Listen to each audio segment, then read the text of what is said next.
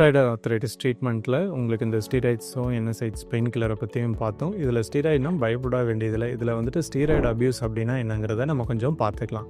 Steroid அப்யூஸுங்கிறத பற்றி தான் நம்ம ஜென்ரலாக பேஷண்ட்டும் பயப்படுறது, நாங்களும் பயப்படுறது, டாக்டர்ஸும் பயப்படுறது. அப்படின்னா என்னென்னா, தேவைப்படுற அளவுக்கும் மீறி கொடுக்கறது தான் இந்த ஸ்டீராய்டு அப்யூஸ்.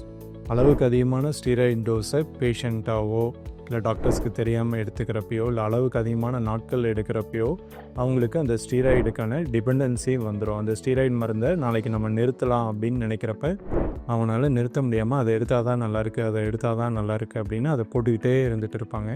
அதை நிறுத்துறதுக்கு அவங்களுக்கு மனசே வராது. அதுதான் வந்துட்டு ஸ்டீராய்டு டிபெண்டன்சி அப்படின்னு சொல்லுவோம். இந்த மாதிரி ஒரு ஸ்டேட்டுக்கு போயிட்டோம் அப்படின்னா தான் அவங்கள வந்துட்டு ஸ்டீராய்டு அப்யூசர் அப்படின்னு சொல்லுவாங்க. இந்த ஸ்டேட்டுக்கு தான் நம்ம பயப்படணும். ஒரு ஷார்ட் டேர்முக்கு ஸ்டீராய்டு கொடுக்கறது ஒரு 3 வாரமோ 4 வாரமோ 6 வாரமோ கைடன்ஸோடு கொடுக்குற ஸ்டீராய்டு டோசேஜுக்கு நீங்கள் பயப்பட வேண்டியதில்லை. பெயின் கில்லரும் நம்ம குறுகிய காலத்துக்கு மட்டுமே தேவைப்பட்டால் மட்டும்தான் கொடுப்போம். ஸோ ஸ்டீராய்டுக்கும் என்எஸ்ஐட்ஸ்க்கும் ரொமட்டாய்டு ஆர்த்ரைட்டிஸ் ட்ரீட்மெண்ட்டில் பயப்பட தேவையில்லை.